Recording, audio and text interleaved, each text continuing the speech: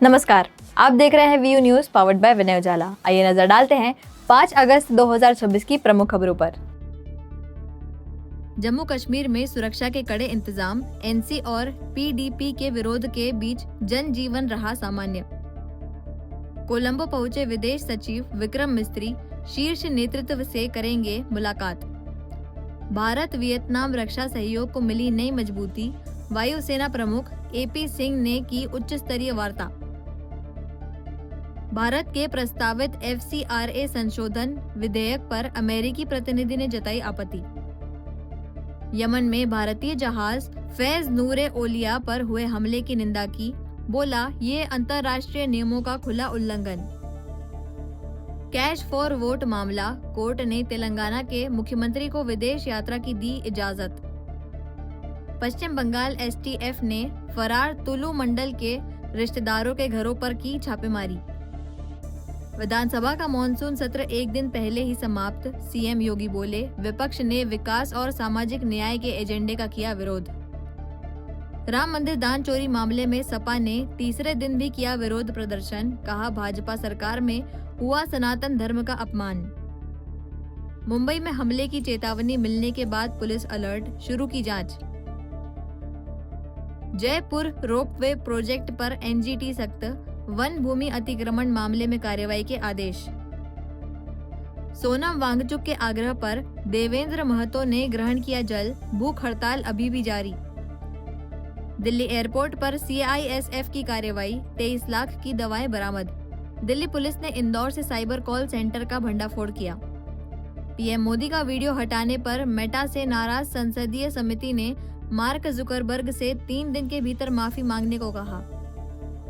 CM doctor Mohan Yadav cabinet की बड़ी मंजूरी, 32,070 करोड़ की विकास योजनाओं को हरी झंडी। CM डॉक्टर मोहन यादव ने मुंबई में निवेशकों को दिया न्योता, ग्वालियर TMZ में 1550 करोड़ निवेश की उम्मीद। सोलर प्लांट से हर महीने 4 करोड़ की बचत, इंदौर निगम ने गिनाई उपलब्धियां। बाइक रोककर युवक पर चाकू से हमला, चंदन नगर पुलिस ने आरोपी को गिरफ्तार किया। खामगांव आश्रम विद्यालय में 8 अगस्त को ऑडिटोरियम और स्पोर्ट्स कॉम्प्लेक्स का होगा लोकार्पण। भोपाल के सांदीपनि विद्यालय में मुख्यमंत्री डॉक्टर मोहन यादव ने विद्यार्थियों से संवाद किया।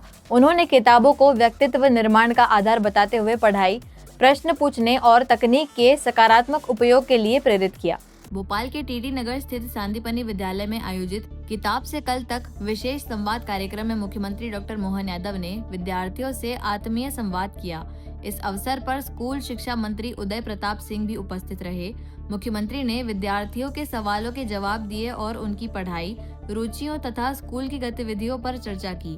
उन्होंने कहा कि किताबें केवल परीक्षा में अच्छे अंक लाने का माध्यम नहीं, बल्कि व्यक्तित्व निर्माण और उज्जवल भविष्य की आधारशिला हैं। मुख्यमंत्री ने बच्चों को नियमित पुस्तकें पढ़ने, नई चीजें सीखने, प्रश्न पूछने और तकनीक का सकारात्मक उपयोग करने के लिए प्रेरित किया। इससे बच्चे भी अपने विद्यालय के परिवहन के संसाधनों के भरोसे से, तो हमारे लिए एकमात्र राज्य है जहाँ उच्च शिक्षा के लिए भी कॉलेज में हमने परिवहन के लिए बसें लगाई है। उस सरकारी कॉलेज के लिए भी बसों का प्रबंधन कर रहे हैं यथायोग्य प्रकार से। उसी प्रकार से सांदीपनि विद्यालय के लिए भी हम अपनी तरफ से प्रयास कर रहे हैं कि परिवहन के लिए बच्चों को लाने ले जाने की व्यवस्था बसों से। बहुत धन्यवाद। दूरस्थ क्षेत्रों के स्कूल इंजीनियर में जहाँ आदिवासी छात्र बच्चे पढ़ते हैं, हाँ, पूरे प्रदेश में चल रहे हैं और हमने 60 विद्यालय का भूमि पूजन किया है। लगभग 25,700 करोड़ की धनराशि रखी है जो हर अंचल के लिए समान रूप से काम करेगी। ये बहुत बड़ा संकल्प है और बहुत बड़े संकल्प की पूर्ति हुई है। जब ट्राइबल के क्षेत्र में हो, SC के क्षेत्र में हो, ग्रामीण अंचल में हो या शहरी क्षेत्र में, समान रूप से हमारे ये बिल्डिंग, इसका स्ट्रक्चर, बिल्डिंग की डिजाइन, अंदर के पढ़ाने के सिस्टम, सभी प्रकार के उन्नत श्रेणी के तय कर रहे हैं। यहाँ तक कि हमारे विद्यालय के जो शिक्षक है उनकी भी ट्रेनिंग गुणवत्तापूर्ण कराते हुए फिर विद्यालय में एडमिशन दे रहे हैं।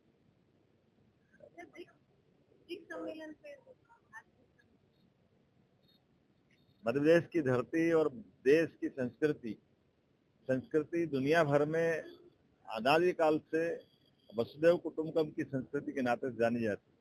ऐसे में सनातन संस्कृति में गीत, संगीत, साहित्य, कल्चर, ये हमारा अपना ट्रेडिशन, जीवन का एक अंग है।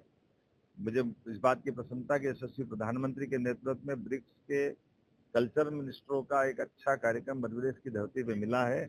मध्य प्रदेश विक्रमादित्य काल से लेकर भगवान महाकाल की उस काल तक भी पहुंचता है, और उसके साथ साथ राजा भोज की नगरी भोपाल, जो स्वयं संस्कृति पुरुष के नाते से जाने जाते थे। ऐसे में संस्कृति मंत्रियों का, विश्व के ब्रिक्स देशों का, उनका मैं स्वागत करता हूं, और उनके माध्यम से वो हमारी कला संस्कृति को समझेंगे, जानेंगे, और यहाँ की गहराई के बलबूते पर भारत के बारे में भी धारणा अच्छी बनेगी, और हम विश्व के अंदर भी बंधु भाव को बढ़ाएंगे। मेरी अपनी ओर से सबका अभिनंदन, बधाई।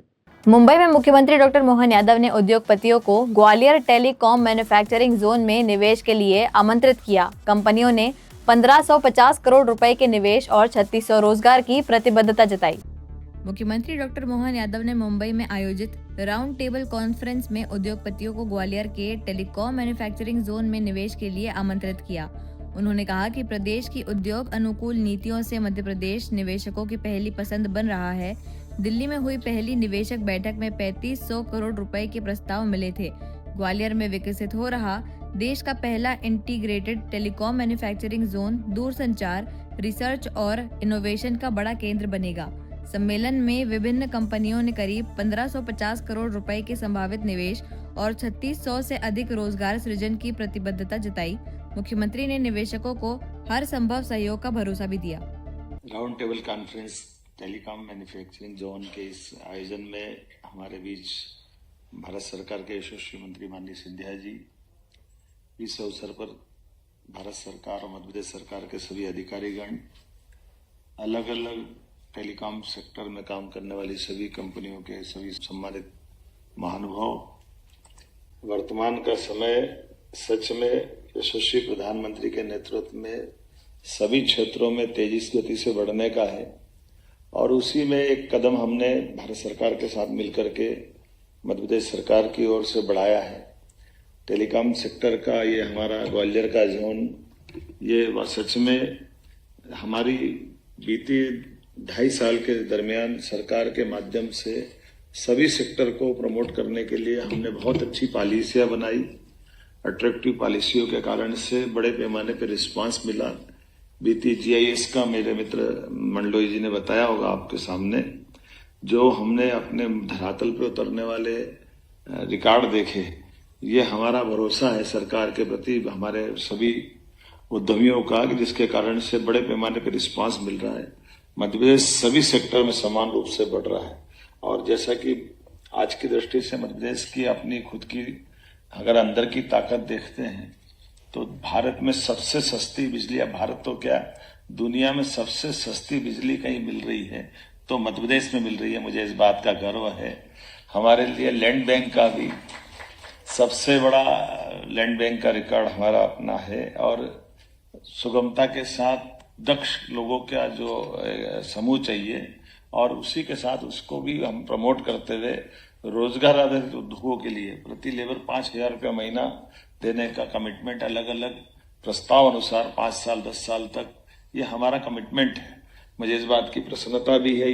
बहुत सारे कारणों से मध्य प्रदेश आज कई सारे सेक्टर में, खास करके इंडस्ट्रियों के सेक्टर में, MSME हो, हेवी इंडस्ट्री हो, लघु कुटीर उद्योग हो, आज की स्थिति में made in MP, make in MP, faith in MP के कारण से बीते समय जब दिल्ली में हमने अपना पहली मीटिंग की, राउंड टेबल की थी, उसी समय 3,500 करोड़ के निवेश के प्रस्ताव हमको मिले और 12,000 से ज्यादा लोगों को रोजगार मिलने का दिल्ली के अंदर हमारा ये पहला मध्य प्रदेश सरकार के साथ भारत सरकार का सिंधिया जी और हमारे सामने का एक रिकॉर्ड बना था।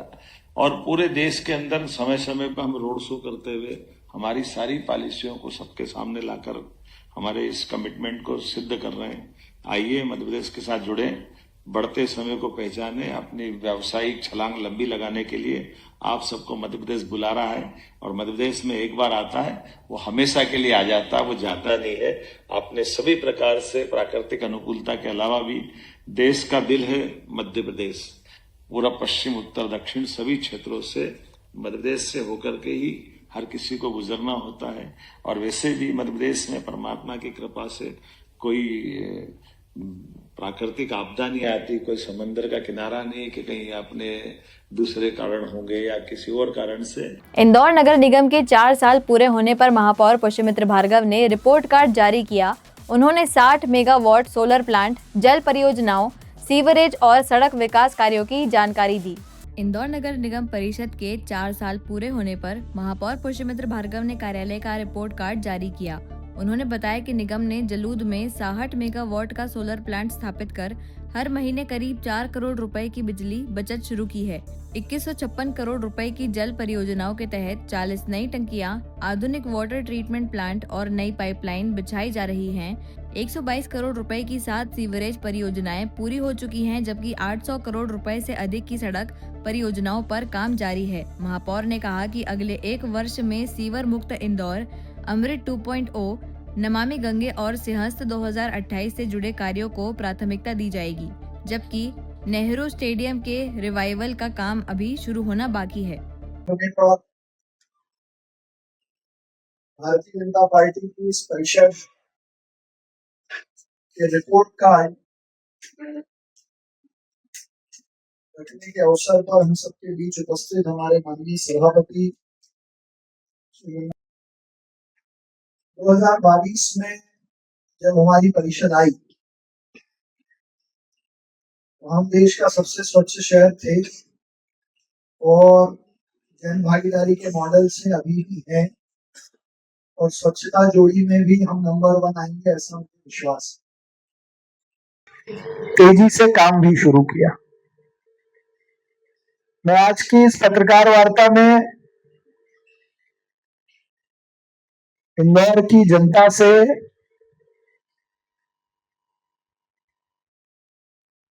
खेद प्रकट करने के साथ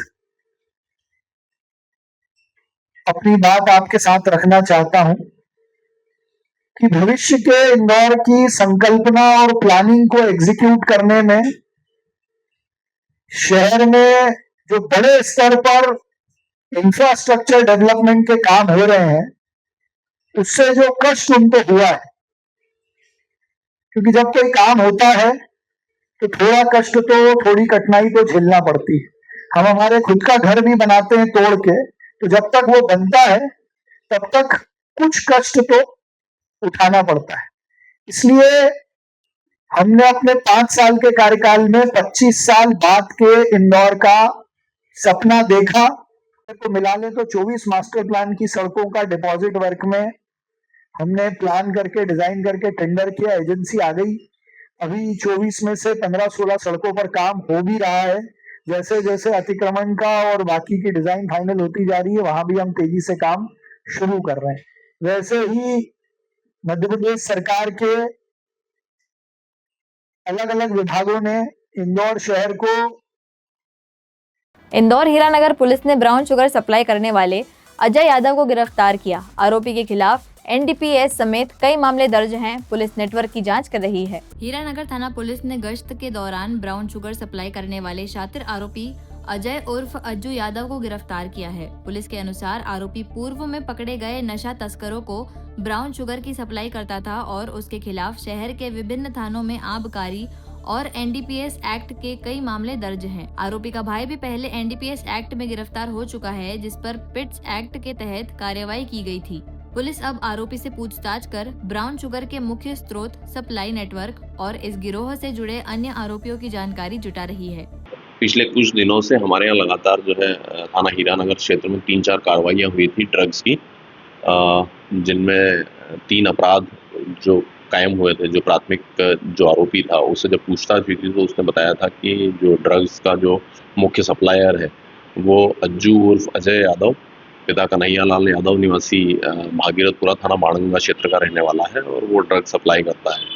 तो इसकी तलाश जो है लगातार जारी थी। लगातार इसको तलाश कर रहे थे, इसके घर पे और सभी जगह पे तलाश किया गया था और इस पर जो है श्रीमान पुलिस उपायुक्त महोदय जोन 3 द्वारा लगभग 5,000 रुपये का इनाम भी घोषित किया गया था। तो इसी तारतम्य में जब लगातार तलाश की जा रही थी तो इसको आज थाना हीरानगर पुलिस को गिरफ्तार करने में सफलता हासिल हुई है। इसके कुल मिलाकर 9 अपराध दर्ज है, जिसमें 5 अपराध ड्रग्स या ड्रग्स से संबंधित अपराध है। सर ये काम वाली काफी कुछ पता है कहाँ फरारी ये अभी पिछले लगभग 2 महीने से घर से फरार था।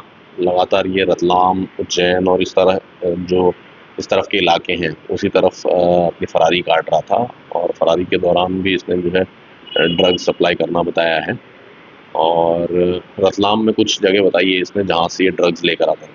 सर अभी इसके पास तो देखते हुआ नहीं, अभी इसके पास से कुछ भी नहीं मिला है। इनामी बदमाश था और प्रोक्लेम्ड ऑफेंडर था। सर इसका लड़के भी तो पिछले कुछ दिनों पहले इसका जो भाई है साहिल उर्फ ओम प्रकाश, उसको इंदौर क्राइम ब्रांच ने पकड़ा था ड्रग्स के मामलों में। उसके पास से ड्रग्स बरामद हुई। इंदौर चंदन नगर में बाइक रोककर युवक पर चाकू से हमला करने वाले आरोपी साहिल पठान को पुलिस ने गिरफ्तार किया। आरोपी ने विवाद के बाद युवक पर हमला किया था। चंदन नगर थाना क्षेत्र में बाइक रोककर युवक पर चाकू से हमला करने के मामले में पुलिस ने आरोपी साहिल पठान को गिरफ्तार कर लिया है। पुलिस के अनुसार फरियादी कुलदीप सुरागे अपने मौसेरे भाई के साथ दवाई लेकर घर लौट रहे थे। आमवाला रोड पर आरोपी ने उनकी बाइक रुकवाई, गाली गलौज की और विरोध करने पर चाकू से हमला कर कुलदीप के बाएं कंधे पर वार कर दिया। आरोपी ने शिकायत करने पर जान से मारने की धमकी भी दी। पुलिस ने मामला दर्ज कर आरोपी को गिरफ्तार कर लिया है और उससे पूछताछ जारी है। फरियादी कुलदीप के द्वारा थाना उपस्थित होकर मौखिक रिपोर्ट किया गया है कि उसको चंदन नगर में एक शाहिल नाम के लड़के के द्वारा नशे में चाकू से वार किया गया। चंदन नगर पुलिस के द्वारा त्वरित कार्रवाई करते हुए आरोपी शाहिल को हिरासत में लिया गया है और उसमें विधि सम्मत कार्रवाई की जा रही है। क्या कारण है? ये शराब के नशे में चाकू मारा गया है। ये दोनों एक दूसरे को जानते हैं और कुछ पैसे की कोई बात नहीं। नहीं, एक दूसरे को जानते नहीं है। राह चलते उनको आरोपी को कुछ गलत फहमी हुई और उसके दौरान उसने घटना कारित की है। क्या स्थिति है? घायल अभी वर्तमान में ठीक है। अभी उसका प्राथमिक उपचार कर अपने घर पर है। आरोपी का क्या बैकग्राउंड क्या करता है? आरोपी मजदूरी करता है। कोई इसके रिकॉर्ड भी नहीं, इसका पूर्व का कोई आपराधिक रिकॉर्ड नहीं है और फिर भी उसमें पतारसी की जा रही है। अन्य थानों में कोई रिकॉर्ड होता है उस समय। इंदौर पुलिस ने फरार भू माफिया जफर खान को महाराष्ट्र के धुले से गिरफ्तार किया। आरोपी पर फर्जी दस्तावेजों से प्लॉट बेचकर करोड़ों की ठगी करने के आरोप हैं। चंदन नगर थाना पुलिस ने फरार भू माफिया जफर खान को महाराष्ट्र के धुले से गिरफ्तार कर बड़ी सफलता हासिल की है। पुलिस ने साइबर सेल और तकनीकी सर्विलांस की मदद से करीब 1100 किलोमीटर तक पीछा कर आरोपी को दबोचा। जफर खान पर 100 रुपए के स्टाम्प पर फर्जी नोटरी के जरिए 30 से अधिक लोगों को प्लॉट बेचने के नाम पर करोड़ों रुपए की ठगी करने के आरोप हैं। उसके खिलाफ धोखाधड़ी के 1 दर्जन से अधिक मामले दर्ज हैं। रिमांड के दौरान पुलिस ने फर्जी नोटरी और कूटरचित दस्तावेज भी जब्त किए हैं। मामले में अन्य पीड़ितों की शिकायतों की भी जांच जारी है। थाना चंदन नगर में पिछले कुछ माह से एक भूमाफिया जफर पिता मोहम्मद हानिफ खान, उम्र 50 साल, निवासी चंदन नगर का, कई माह से फरार था, जिसको चंदन नगर पुलिस के द्वारा धुलिया महाराष्ट्र से हिरासत में लिया गया।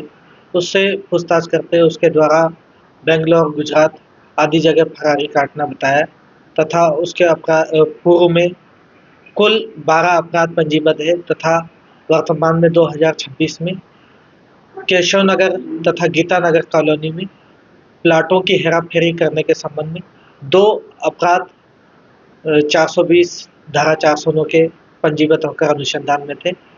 आरोपी जफर खान के द्वारा 1 से अधिक पीड़ितों के साथ रुपए लेकर प्लाटों की लिखापढ़ी कर प्लाट न देने तथा न रुपए देने के संबंध में कई दिनों से लगातार शिकायतें प्राप्त हो रही थी। उसके संबंध में जफर खान को गिरफ्तार कर माननीय न्यायालय पेश किया गया था, जिसके द्वारा माननीय न्यायालय के द्वारा 3 दिन का पुलिस रिमांड दिया गया था, जिसमें अनुसंधान संबंधी विवादित दस्तावेज विधिवत जब्त किए गए तथा उसके बैंक डिटेल और उसका जितना भी अनुसंधान में आवश्यक जो तथ्य हैं वो जुटाए गए हैं और आगे भी अनुसंधान इसमें जारी है। सर ये कितने लोगों के साथ करीब?